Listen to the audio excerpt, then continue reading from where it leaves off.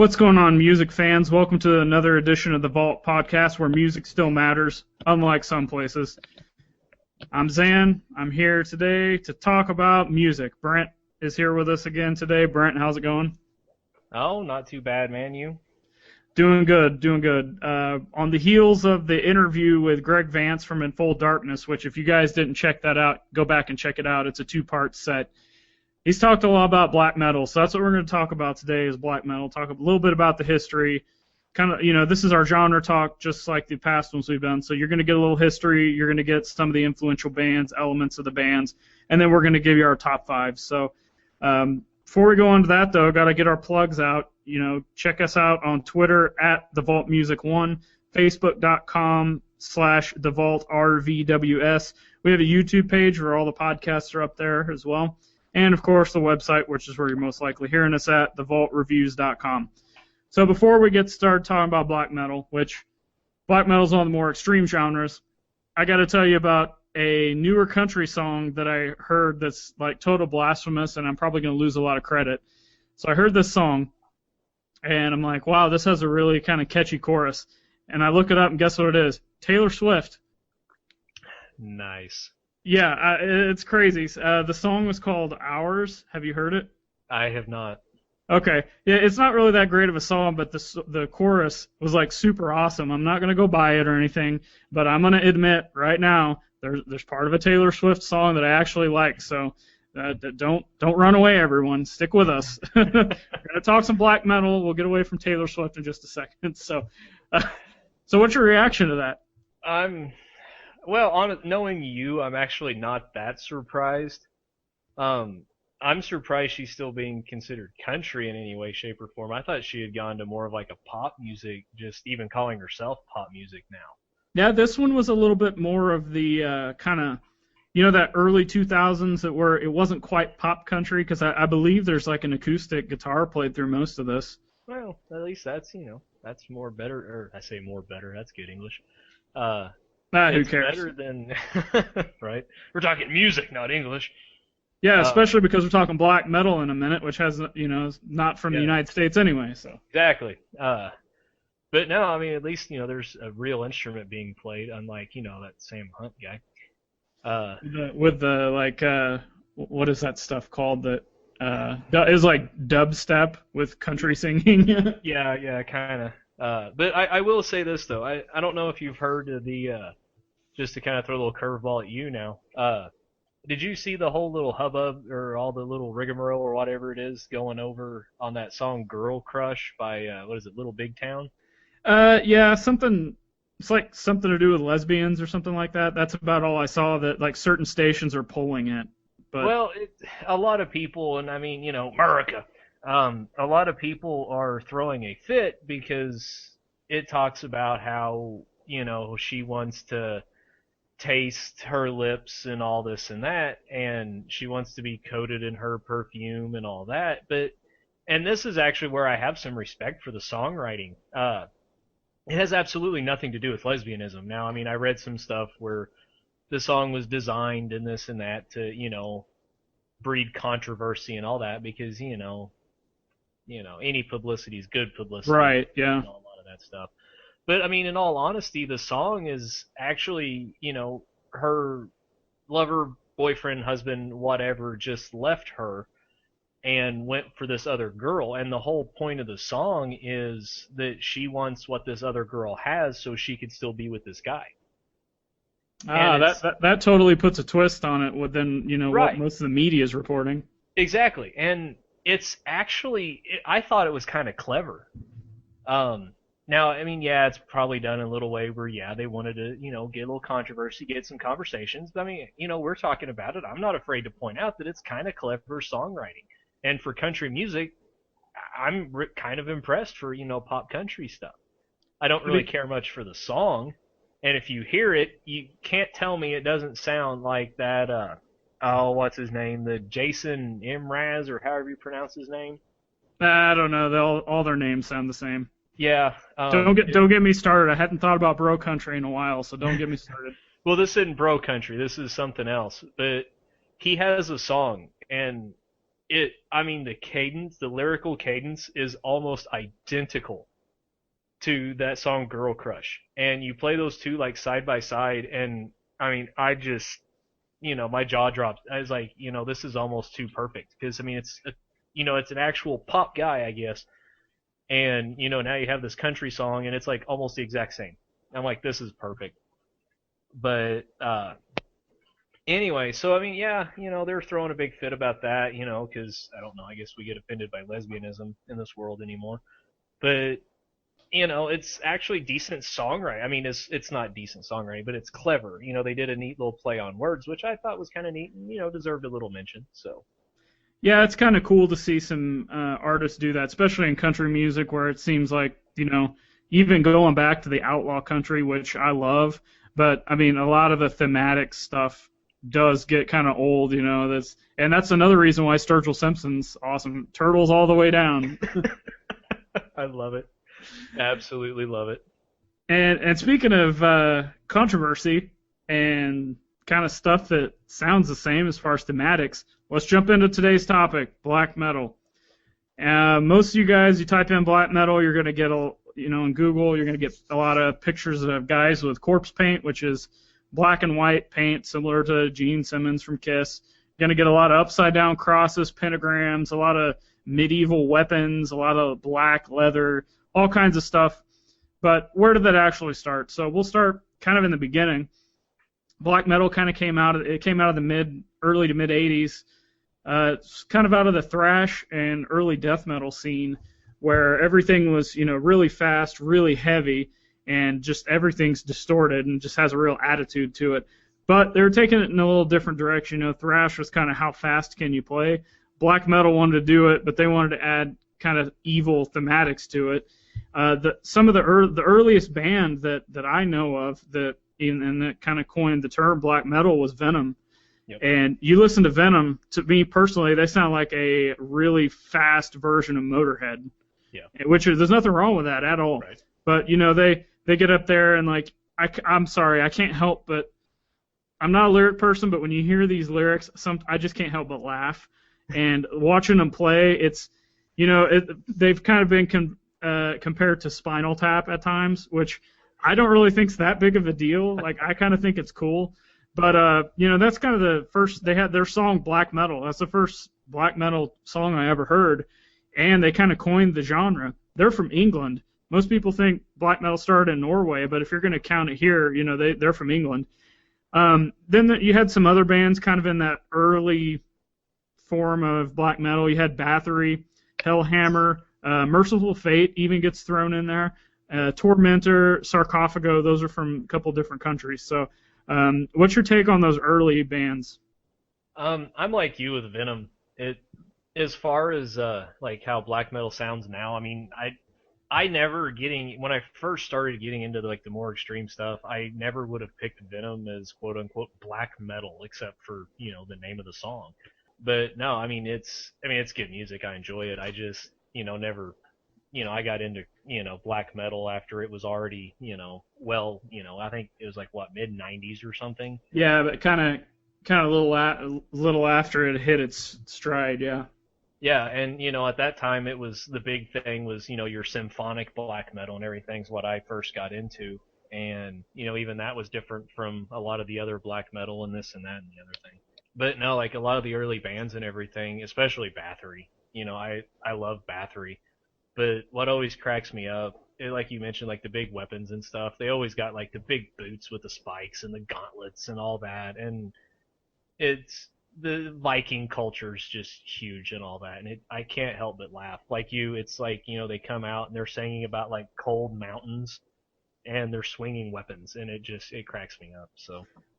Well, and then like, some of the Venom stuff, like, some of the songs, Teacher's Pet, I mean, that I don't know that's really evil and darkness, you know what I mean? And that's kind of, people like to make fun of Venom for whatever. I love them. I think they're awesome. They add a different element. But like you said, it's not the black metal that most of the time people think of. It's kind of more of a classic thrash, heavy metal, death metal mix. So Next up was in the late 90s into the late 80s into the early 90s and into the mid 90s. And that would be the kind of, the huge wave of bands coming out of Norway. Mayhem, that was kind of the first band that really started. Mayhem, Darkthrone. They basically took the imagery and the sound that all those early bands were doing and kind of, no pun intended here with the Spinal Tap thing, but turned it past 11. They totally cranked it up. They pushed the boundaries and everything. And, some bands that come out of that, so we could throw it out to you real quick. Mayhem, Darkthrone, Burzum, Immortal, Satyricon, Emperor, Gorgoroth. That's just to name a few. So, Brent, you were talking a little bit about this. Well, no, I think you're a little bit past this, but what's your opinion on kind of this wave that kicked everything off, really? Honestly, it's kind of weird. I have completely mixed feelings with this whole, I guess, era, I guess to call it that. I mean, it was a short time. Yeah, yeah. This short period in black metal, because this is also the same time that it seemed to be, they were all killing each other, or at least other people, and burning churches down, and, and everything else. So, I mean, I don't know. I've always been torn because I love the music. I mean, even like Mayhem and stuff like that, I absolutely love it. But it's kind of always been kind of a love-hate relationship. It's like I love the music, but I hate everything else about it, and I kind of hate saying that, but at the same time, it's true. But one thing I absolutely love in this is, like you said, they pushed the boundaries. They pushed it up, just as far as they possibly could, up to and including church burnings. And one thing, though, that I absolutely loved is it was almost like the worse recording you could do, the more black metal it was. And I mean, everything was like low res. I mean, it just, just kind of trashy, which I guess was kind of some of the early thrash influence coming in. Right. I mean, some of it, you listen to a lot of, like, even like your early Darkthrone and some of that, like your Transylvanian Hunger and everything, and even the ones they had before then, it was hard for me the first time I heard it to distinguish that there were actual different instruments going on. Mm-hmm. And because I mean, it sounds like somebody sitting here beating a cardboard box and cranking a chainsaw is about all you get out of it. So. And that's one thing that I absolutely love about this period is all these bands that got together, they're all in the same area, and they're like, this is the music we want to make. We're gonna do it no matter what, no matter how we gotta do it. And I think that's awesome that they built. That's kind of where the punk rock aspect of black metal kind of kicked in.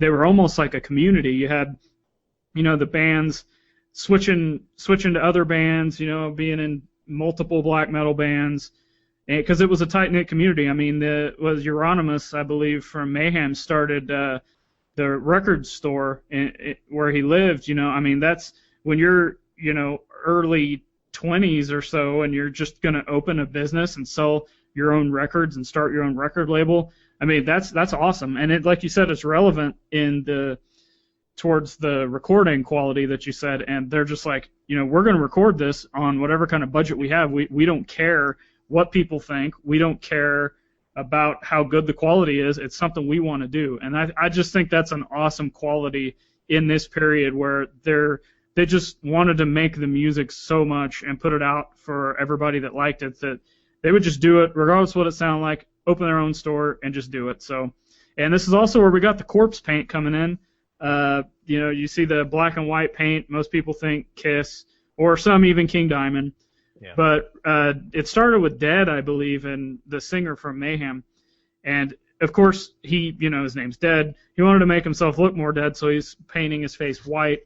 And the circle, the black circles, and then they just kind of spiraled out from that. And you can, there's all different styles of the paint now. But what's your opinion on the community and the record store thing? Kind of, like, I think as far as having a effect on the sound quality and everything.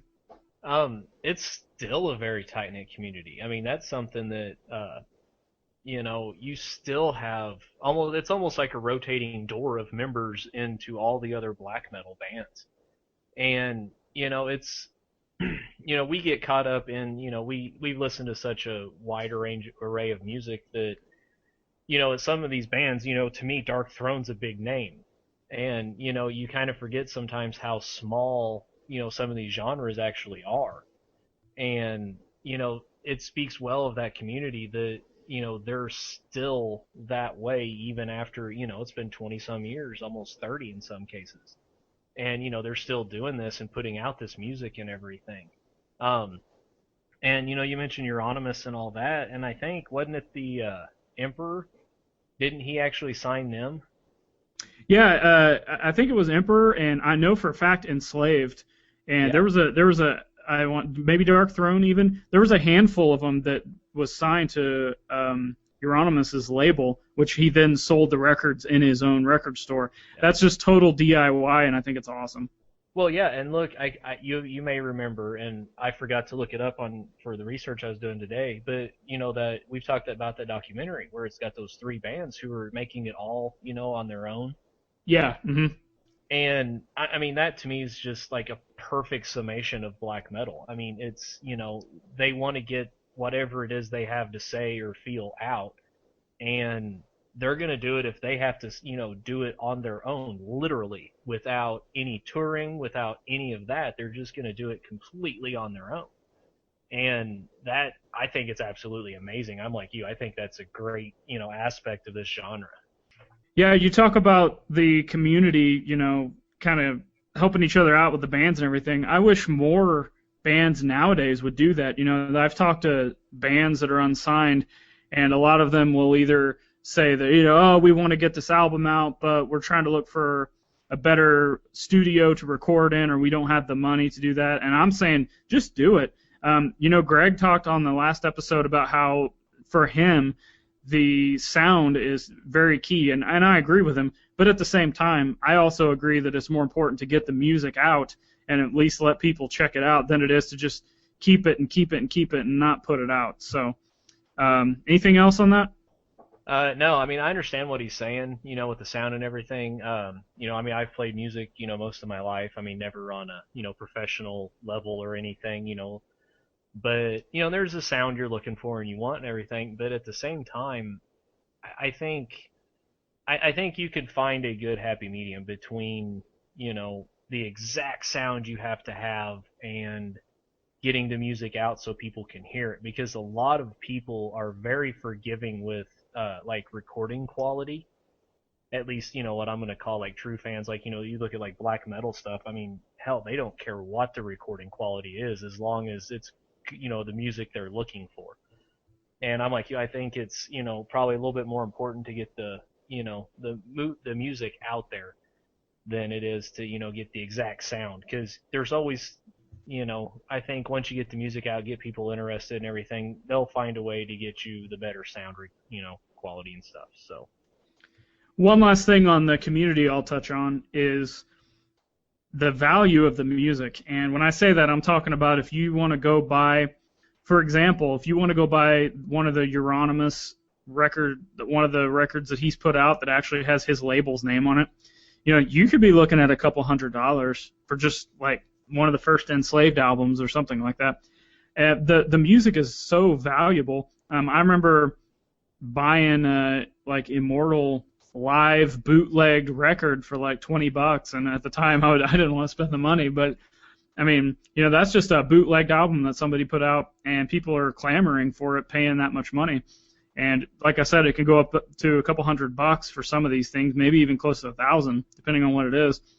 And you're not going to see like any of the pop country or any of the popular rock metal radio stuff or rap or any of that kind of stuff. You're not going to see those pieces of music going for hundreds of dollars even 20 years from now.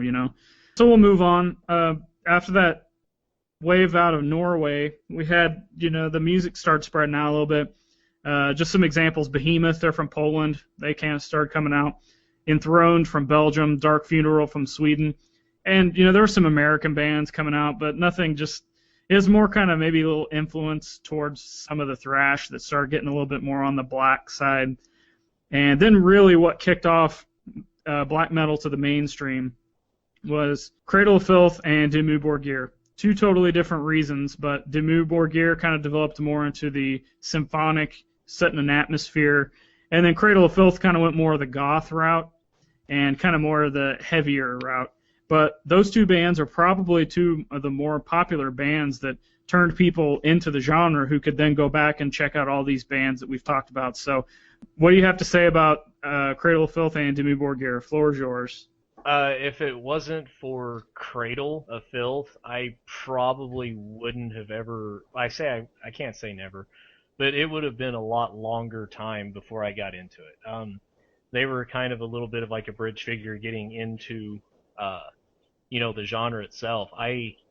At the time, I thought, nu metal was, the heaviest stuff, around. I wasn't really aware of anything outside of that except for, some Pantera, Metallica and stuff, a little bit of the thrash stuff. And then I heard them and I was completely blown away. I mean, here's this, just bizarre thing coming out of my stereo speakers. I'm like, what the crap is this? So, I started, looking into it and everything, and this whole new, genre opened up to me and everything. So, and then I ended up getting into Dimmu after that, mainly because of the album cover on Spiritual Black Dimensions. I thought it was wild. So, if it wasn't for those two, I don't know that I would have gotten into black metal as much, at least not near as early as I did. Yeah, I remember the back of Spiritual Black Dimensions. I believe the band was on the back, and I was like, oh, these guys kind of look like Cradle of Filth. I bet they sound the same. And I was like, well, kind of, but not really. I mean, they were a totally different thing, which was awesome. I had two great bands to listen to then. Yep. And then I start backtracking, and we'll kind of get into the elements that are featured in black metal as I'm backtracking. Most of the Cradle of Filth albums I was listening to, Cradle to Enslave, and then was it Midian, I believe, and then Spiritual Black Dimensions came out, and let's see, the one before that, Enthroned Darkness Triumphant, I believe. Those were pretty good quality, and not, this doesn't sound weird, but they weren't incredibly blasphemous from my perspective. Right. So I'm like, okay, I want to listen to more bands. So I start backtracking, I start finding these bands, and at first I was like, I could not stand how blasphemous and evil it was, and it wasn't like a Venom where I could kind of, or Venom or Merciful Fate, where I'm kind of like, oh, this is, it's imagery, but it's kind of tongue-in-cheek, kind of. No, these guys are serious. I found out about the murders and the church burnings, and then the other thing I couldn't get past was the recording quality. I actually absolutely hated that lo-fi stuff. Because, again, you said we're used to listening to nu metal, Metallica, and Pantera. All those bands had really good production quality. And then you're listening to this stuff that sounds terrible, but I couldn't get it through my head because it just came out. So why does it not sound good? Right. And, you end up having to do a lot of research on this stuff before you find out. But, most of the time, the black metal stuff, it's full of, it's fast, and it's slow. It's the fastest of the fast and the slowest of the slow. Maybe not quite to the levels of Doom, but they're close. Yeah. And the riffs are nothing but pure evil. You could be talking about, flowers and lollipops in these songs, and you could just feel the darkness coming from these riffs.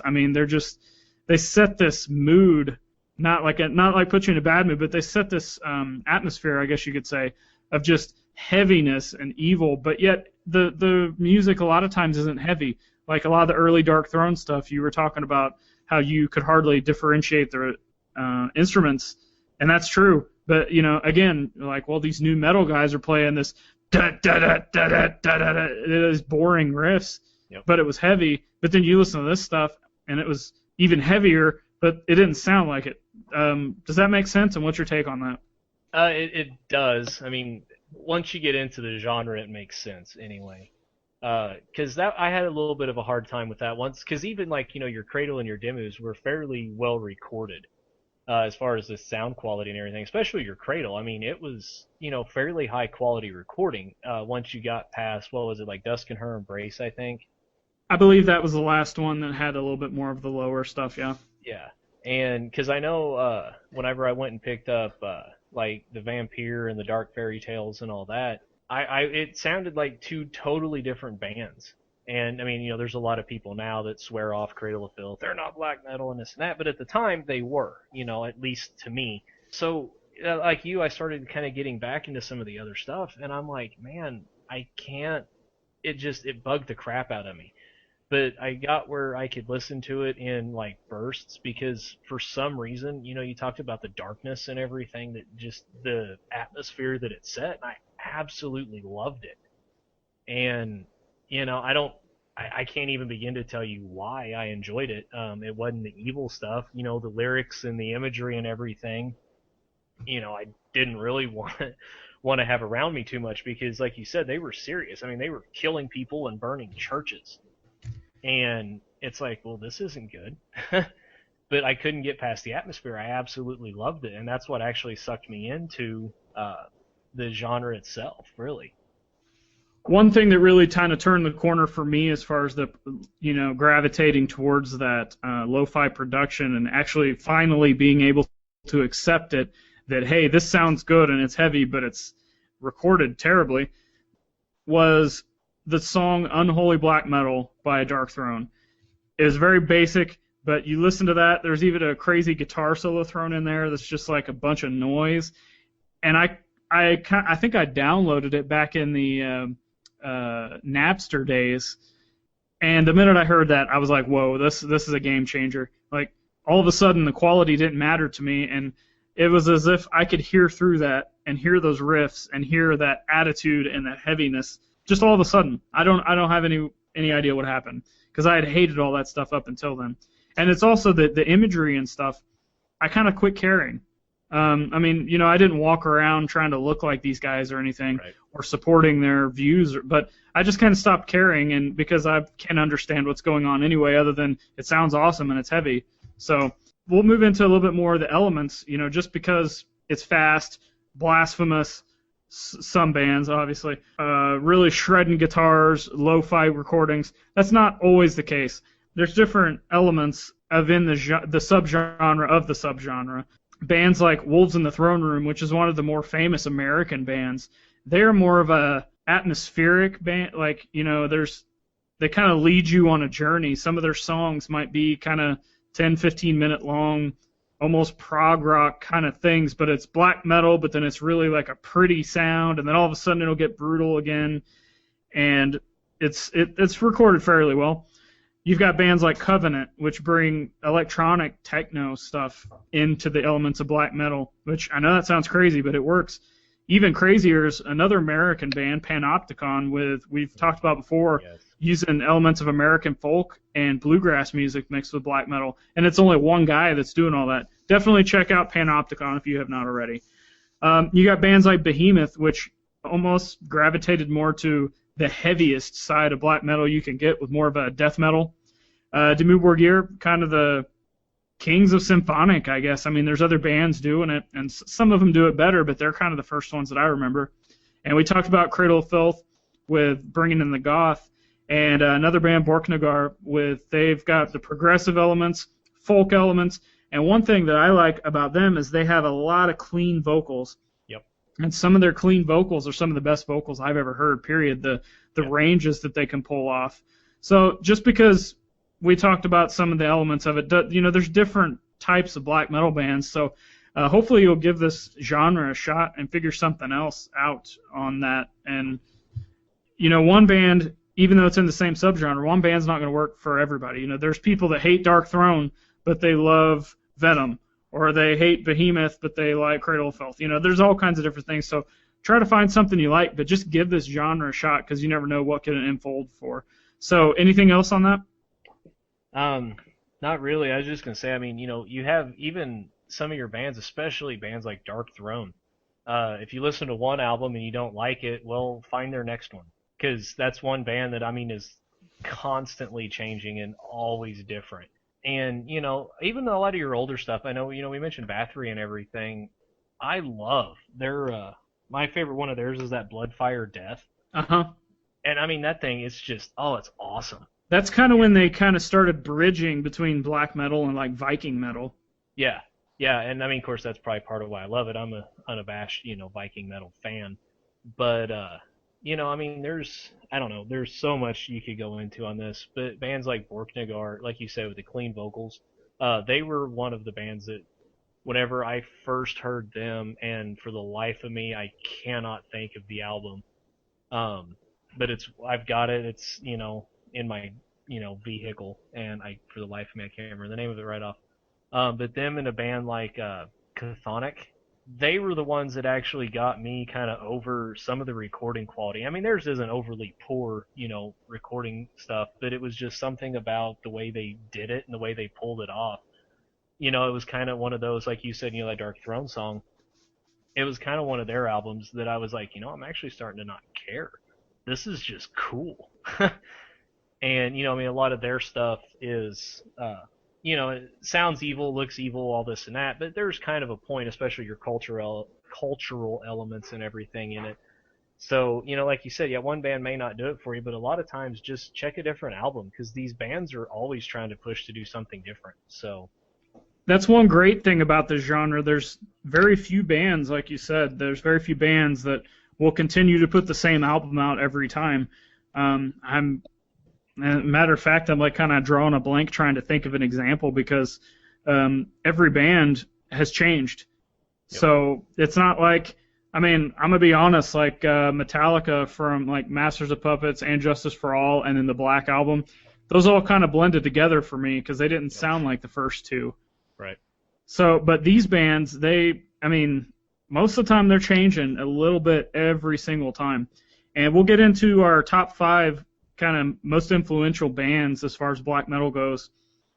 And one thing we'll talk about on that is these are the bands that are probably the easiest to get into starting. So if you've never heard the genre, or maybe you just never heard the bands, these are ones to check out before you start getting really in depth into the genre. But as I was saying before about changes, all of these bands we're going to talk about have gone through everything from the lo-fi to the top quality recording studios, and all in between. They've played kind of the more thrash death metal side. They've played maybe a little bit of more of the crust punk, maybe the more symphonic. They've touched on, a lot of these bands have touched on a lot of different stuff. So I'll start off with my number 5, and that's Satyricon.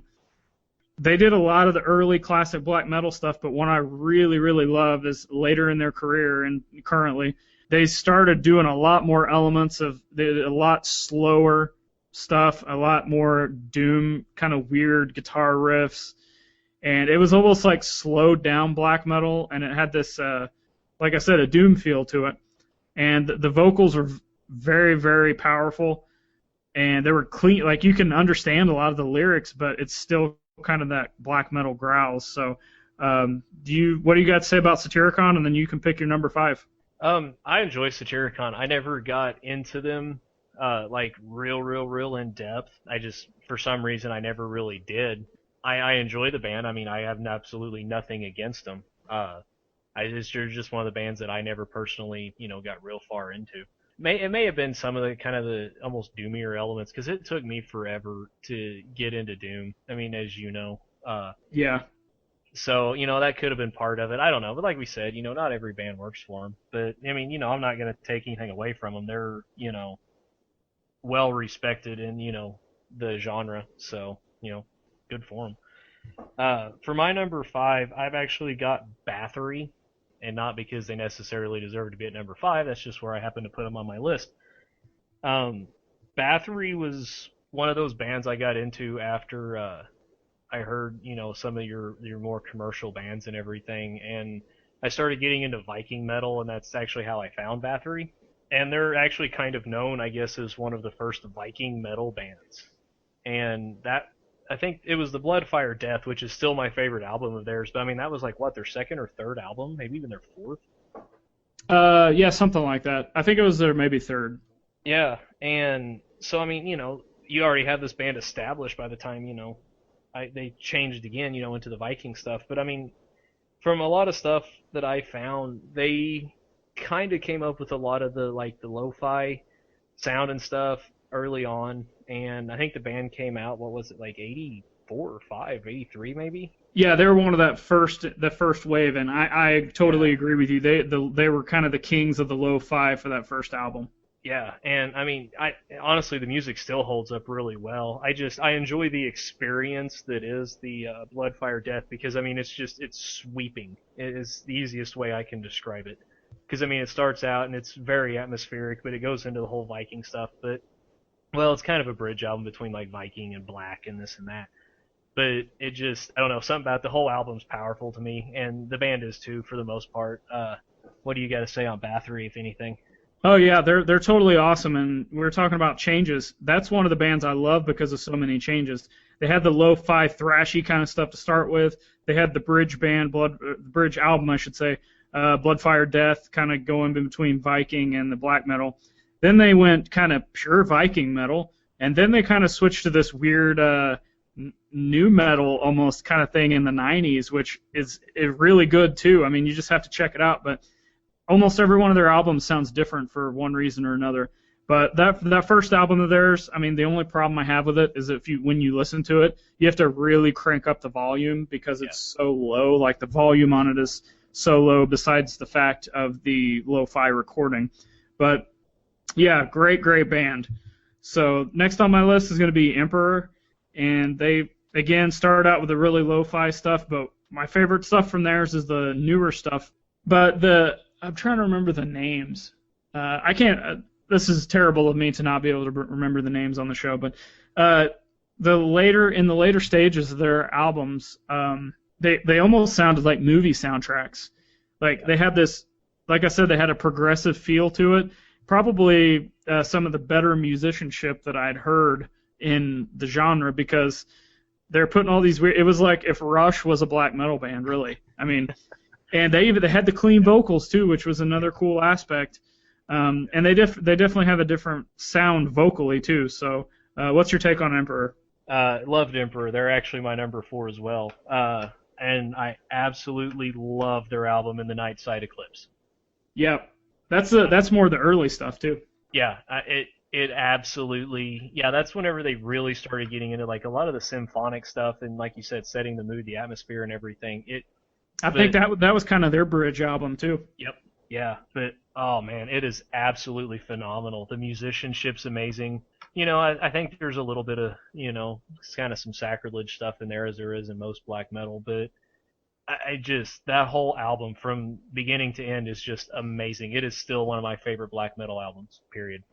So what's next on your list? I'm actually going to go with Dark Throne next. Yeah, that's the same one, me, number 3. The reason I absolutely hated Dark Throne the first time I heard him, absolutely hated him, and it was Transylvanian Hunger. That was the first song I ever heard of theirs, and I absolutely hated it, and I thought to myself, my God, how could people listen to this? It's weird. I ended up hearing the Circle the Wagons, and I didn't even realize it was the same band. And for some reason, I'm like, holy crap. And then I started getting more into black metal and this and that and the other thing. And the thing with Dark Throne that I absolutely love is they seem very just fearless. Like, they will do anything they want musically, period. Because they have a lot of, the crust punk stuff. They go into a lot of just the hard, lo-fi black metal. And, even on up into their, what was their latest album titled? Underground Resistance. Yeah. And, that one just blew me away. And, I wasn't, in the way that I wasn't expecting that type of music from them, and I absolutely enjoy that one too. And that's one thing about Dark Throne that's always got me, is they are constantly changing, and Fenriz, doesn't seem to care what anybody thinks, it seems, in his music. He's going to do what he wants, and I absolutely love that about him. He's probably one of my favorite musicians ever, because he will listen to all kinds of music, and he's a huge record collector. I know he's a huge Agent Steel fan too, which is high-pitched screaming thrash. But he listens to electronic, he listens to all kinds of stuff. I love listening to him talk. Look up anything you can on Fenriz on YouTube, because he has this thing where he basically breaks down black metal in a timeline. It's super awesome. For me, I was kind of like you. I heard the early black metal stuff from them, and I'm like, I can't really get to the recording stuff. But for whatever reason, I heard on Under a Funeral Moon was the first album I actually picked up from theirs, and it was based on the song Unholy Black Metal, which was very, very basic, but it just struck something with me. And then some of the songs on that album were a little slower than what I expected too, which also was kind of cool. The riffs were cool, sound like chainsaws, but they sounded like some pretty evil chainsaws. And they just set this mood. I don't know. It's like I just want to like storm up a hill on a horse, and like throw spears at people when I'm listening to it or something. Awesome. Like, people think that black metal is just like this evil downer mood, but no, it's actually pretty motivating, really. One of the biggest things for me though is the Cult is Alive and FOAD. I'll let you guys figure out what that stands for because I'm not going to say it. Those two albums, they almost kind of changed into more of a crust punk and a little bit of like a metal and thrash kind of stuff. And that's where I was like, oh my gosh, I love this band. And then I started going back and listening, and you had stuff like Soulside Journey, which was their first album. I'm like, whoa, this is death metal. Yep. So I've got almost all these music genres in one band if you just buy all their catalog. You can listen to all kinds of stuff. So yeah, Dark Throne is probably actually my favorite black metal band. So, and this might be yours. I'll get on to my next one. That's Immortal. Am I right? Yes. Immortal kind of started out in the lo-fi stuff, classic, black metal sound, but then they almost morphed into this extremely heavy, just metal-driven stuff, and the most ridiculous weapons they could come up with, man. and the most ridiculous videos and poses they could come up with. Brent, I know this is your favorite band, so I'll let you just take over on that. I can't get past all the memes that Abath is in.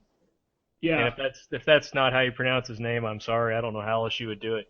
But you go online and just look up the name, Abbath. Just type that into an image search, and it is some of the funniest stuff I've ever seen on the internet. And I mean, the guy, Immortals, the music's great, and all that, but their lead singer, or their frontman anyway, took on a life of his own. And it just helped me get into it. And I can't help but think of Immortal as almost like, kind of like the silly side, the less serious side, I guess, of black metal. Because, I mean, they're just, he gave the one interview, I know, where he was like calling himself like Donald Duck or something. Yeah, they were introducing their names and they got to him and he's like, Donald Duck. Yeah. And I mean, that's just kind of who they are. I mean, they play this just really heavy, awesome music. But, when a lot of your bands were getting into the church burnings and murders and this and that, they were just playing good music. And, that may be part of the reason I love them. But like you said, it's just so over the top with everything. I mean, you look at them, they've got the huge spikes and, the huge boots and gauntlets and, big weapons. And I don't know. It's almost hard for me to put into words because I just absolutely love the band. And, the first album I heard of theirs was Damned in Black. Love every single track on it. It's one of the heaviest albums I've probably ever heard. Oh, yeah, it's absolutely amazing. And, I started getting into their other stuff and everything, and even all the way up to their reunion album or whatever, what is it, All Shall Fall or All Shall Perish? All Shall Fall. Yeah, and it's that album. I thought it was great. I know a couple people that didn't like it. They're like, oh, it's not what it used to be. Well, no, but it's still awesome. And of course, you heard the sad news about Immortal. Yes. Oh, go ahead. Well, I was going to let you get into it if you wanted to, because it almost breaks my heart. But okay, all right, no problem. Basically, Immortal is no more. I guess there was some kind of legal battle where Abath was trying to take away the rights to the band so he could continue to play or something. I don't know all the details, but basically Immortal's no more. However, Abath is not going to be splish-splashing and taking a bath. He is moving on to form new bands, so you can only imagine what this is going to be like. I mean, you've heard he had that band called I. Did you check that out years ago? I have not, no. It's basically like if Immortal was playing kind of Motorhead songs, but it sounds just like Immortal. So, I mean, I kind of have a feeling that no matter what he does, it's going to have a sound like Immortal. So it's kind of disappointed as I am. I just know there's good things to come. So yeah, and that's like you said, I hate seeing Immortal kind of being no more, but knowing that the music's still going to be put out and everything's going to be good. And the one thing that always got me with Immortal is, for the longest time, I didn't think he could say more than like 3 or 4 words at a time in a song. Because I mean, if you listen to him, it's just the way he says stuff. It's so funny. But watch one of their videos, especially the All Shall Fall video. I mean, he's doing a crab walk and flicking his tongue out and everything in this video. And I mean, it just sounds like it's just this evil, just grinding music and everything, and he's doing a crab walk with the guitar in his hand, in the middle of a mountain. The And one it's thing, just, the one thing that kind of stuck with me throughout every one of their albums is how much of like a frog he sounds like, oh yeah, yeah, absolutely, and he kind of walks like one too with the crab walk. So yeah. there's one video they did, and I don't know if you've seen it or not, but I was watching it and I can't remember the name of the song. Mountains of Might, maybe. I can't remember. Or I can't remember I know that's one of the songs, but I can't remember if that's the one for the video or not. But I'm just watching, and like the video is shot like his face is underneath the ice, and Yeah. he's just making these ridiculous faces, and I can't help but laugh. And then it gets to this main guitar solo in the song, and one of the guys takes off running down this valley, and then stops and plays the solo. And I'm like, what just happened? Like, this is the best band ever. And not only that, their instruments are unplugged. They're Yep. running around in the mountains playing these electric, big Gene Simmons type bass. It's just crazy. We'll get into our number one now, unless you got anything to get on Immortal that I didn't mention. No, I'm good. Go ahead. Number one's kind of a toss-up between two bands, one more so for me than you. Cradle of Filth and Dimmu Borgir. We talked about before how they're kind of the most influential as far as mainstream goes. They're still mainstream. Yep. In fact, they're so mainstream that some people hate them. And I'll be honest, Dimmu Borgir's latest stuff was okay. Cradle of Filth's latest stuff's pretty much awful. They don't sound anything like they used to, and I don't like their new stuff at all. But they're these two bands, and maybe you want to check out their newer stuff. Don't just take my word for it. Maybe you'll like it, even though I hate it. Those two bands will turn a lot of people into the black metal genre itself. So they're kind of two of the more, I guess, professionally put together bands, really. What do you have to say on those two bands? One thing that always cracked me up is they seem to trade members back and forth. I mean, it just at one point, Cradle had a drummer named like Nicholas or something. And then he was there for like an album, and then all of a sudden he's with Dimmu, and then it's like he's gone from Dimmu, but the other drummer from Cradle's there now. Oh, well, the bass player from Cradle's now with Dimmu, and there seemed to be like a little bit of a rivalry between the two bands, and it was always weird because they seemed to swap members and stuff all the time. My personal favorite out of the two to actually listen to was always Cradle, but I'm like you, after the Thornography album, Cradle, and even that album was weird. It wasn't like what I got into. I just happened to think it was a decent album. But after that, I don't know, they seem to have lost their touch. Because, I picked up the Godspeed on the Devil's Thunder and didn't care for it at all. Heard a couple of the other ones after, and they just haven't done anything for me at all. But Cradle's one of those nice bands that, they started out kind of the lo-fi stuff and all that, but once you got, like I said earlier, past the Dusk and Her Embrace, they started getting into a lot cleaner production and all that. And I think it was actually good because, like we said, I wouldn't have got into them otherwise. So, I got into Dimmu for Spiritual Black Dimensions and the, what was the one, like, Puritanical Misanthropia or something like that? Yeah, that was probably the turning point that got them. It wasn't too long after that album that they were on Ozfest. So Yeah. that album really turned the corner for them.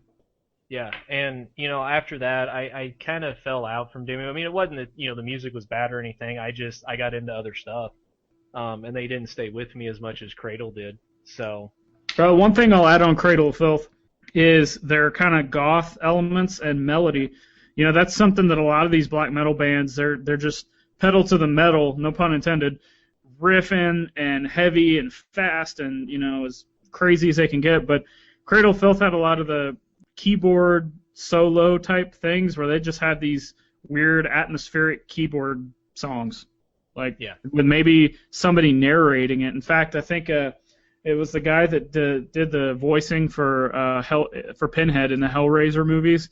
Yeah. I believe it was him that did a lot of the work on Midian, and there's some of these weird songs where he's just talking with kind of these weird sounds going on to open up a song, which I thought was just a cool added element that a lot of these other bands were not doing, and maybe that's why a lot of people gravitated to Cradle of Filth. I also think a lot of people gravitated to them just because they had really offensive T-shirts, but Oh yeah, yeah, that too. Because there's a couple of them that every time I would go to a concert of anything other than country, somebody was wearing one. And I think that I'm like you. I think a lot of people saw just the awful, very kind of blasphemous T-shirts and everything, and everybody's like, "Oh yeah, well that's Cradle. Yeah, they're great." And but I'm like you. I enjoyed a lot of the weirder elements that Cradle had in it, and I even loved the fact that they had a woman backup all the time. Yeah, I agree.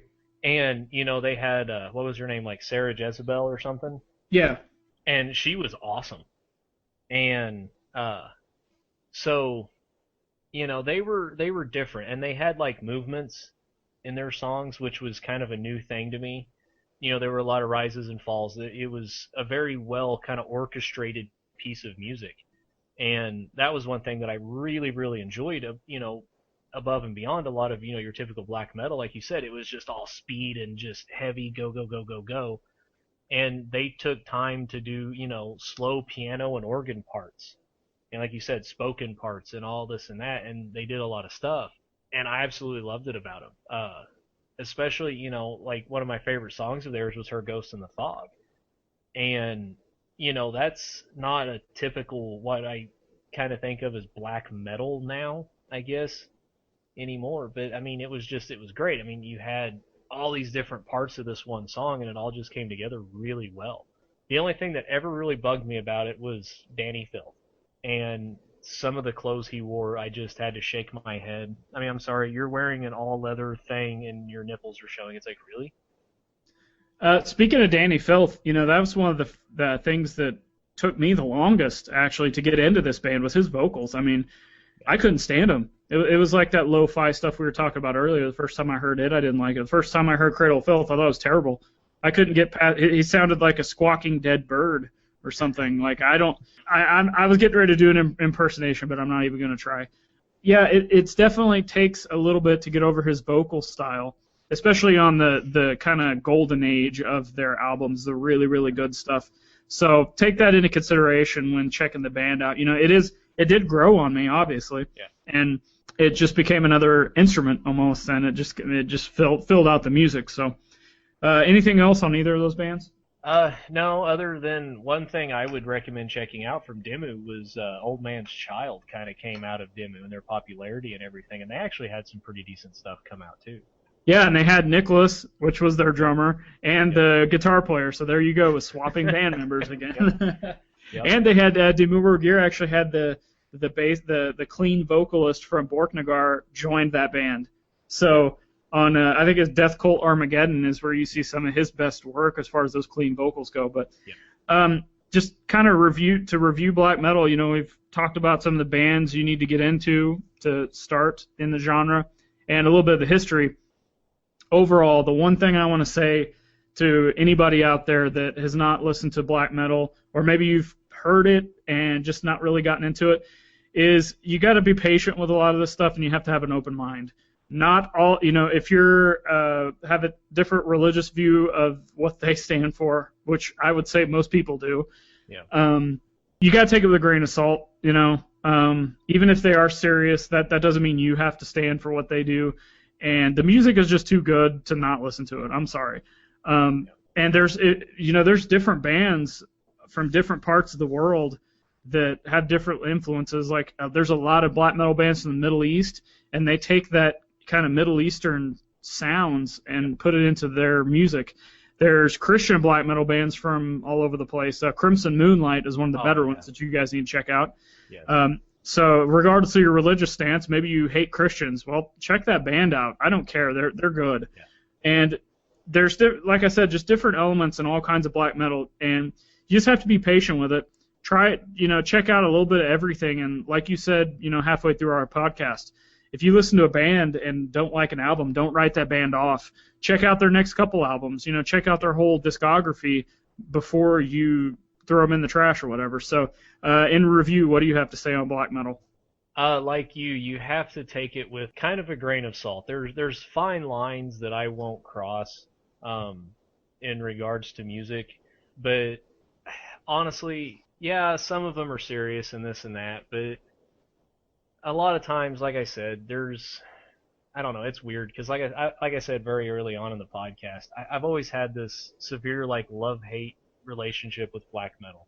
I absolutely love the music. It's just like you said, it's too good to not listen to. But I've always hated like some of the history with the church burnings, the murders, the killings, tortures, everything else that's gone into it. But if you take it with a grain of salt, be prepared for it. But like you said, the music is too good to just completely throw it out. Don't throw the baby out with the bathwater, so to speak. Which I guess kind of takes a weird turn considering what we're talking about. But anyway, but no, I mean seriously, there's Dark Throne's the perfect example. I know we've mentioned it a few times today. It's just every single one of their albums is completely different from the other one. I mean, yeah, even the early stuff. Yeah, and it's all so different, and the bands are always pushing to do something different. It's one of the few genres that I don't think reached a real stagnant point, because the bands are always kind of pushing to do something else and be more and more creative. And a lot of the bands and stuff, honestly, the symbolism and everything is just that. It's just symbolism. It's there. Some of the bands get, kind of bad lyrically and everything, but hell, half time you can't understand it anyway. It's not something you have to go to a black mass to listen to. It's nothing like that. Just, be prepared for some of it. And if it's too much, it's too much. But I'm like you, Zane. I think the music is way too good to not try to find something in it. You got bands like Immortal. Perfect example. Immortal doesn't do the whole real satanic imagery and this and that. I mean, their imagery stuff's actually fairly clean. And yet they're still highly regarded in the black metal community just because of the solid music they put out.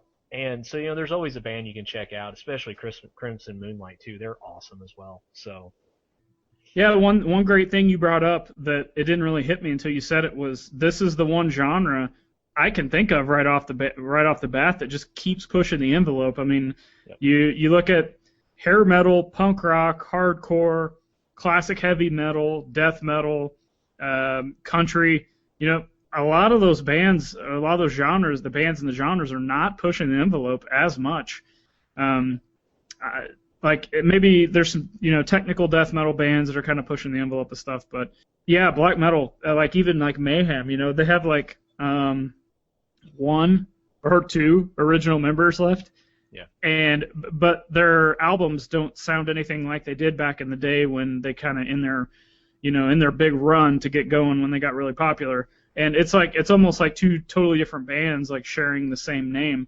And I actually like the later stuff even better than their early stuff. So it's just completely crazy. But with that, we'll close the show. So hopefully you guys will check out some black metal and check out In Full Darkness. Greg in the interview on our last 2 podcasts, that's what kind of steamrolled us into do this genre, talk about black metal, because he was talking so much about it. So until next time, see you guys. Rock on.